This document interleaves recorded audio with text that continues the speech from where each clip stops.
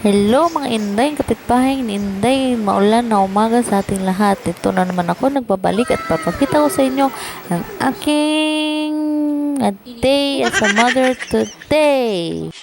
Medyo matagal na rin akong hindi nakapag-vlog mga kapitbahay. Siguro mga taon na year na rin, ganon. O ngayon, ito na yung mga kaganapan ko sa aking bahay.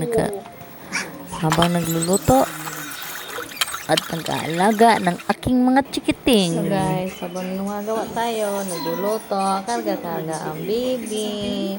Uyo magpala po ang baby. Gusto lang lagi yung karga.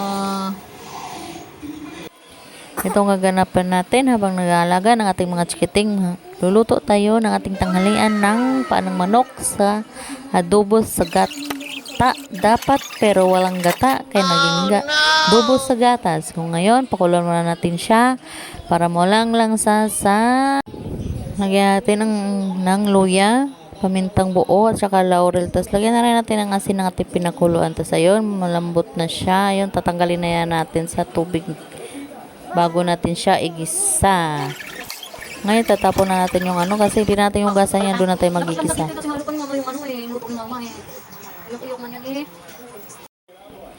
Ayan, maglagay na tayo ng mantika. Igisa na natin ng luya.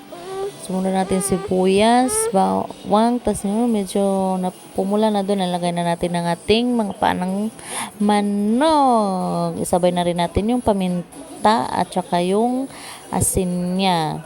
May lagyan natin ng tuyo. Tapos lagyan na rin natin ng 1 cup na tubig para magkaroon ng sabaw konti. Ako, abang nagluluto, gumagawa si Momo. Kurbo-kurbo, belay-belay ko. Si ate niya. Si ate niya, ayan. Ngangaway ikaw.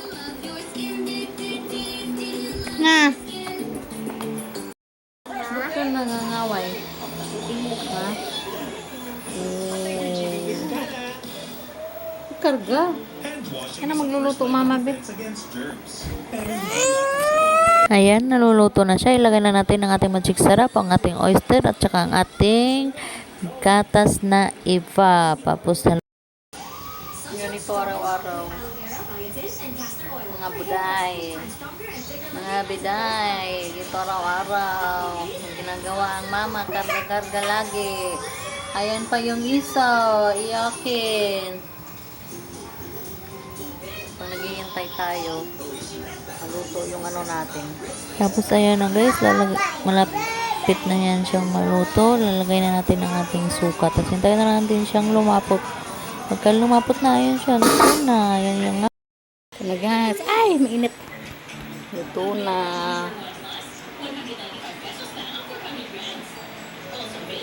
Kain na. Kain na tayo.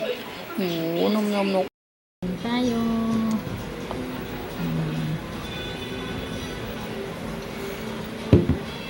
Kanin. Harap ko sa bawo. This is my update for today. Thanks for watching. See you on my next update. God bless. Thank you.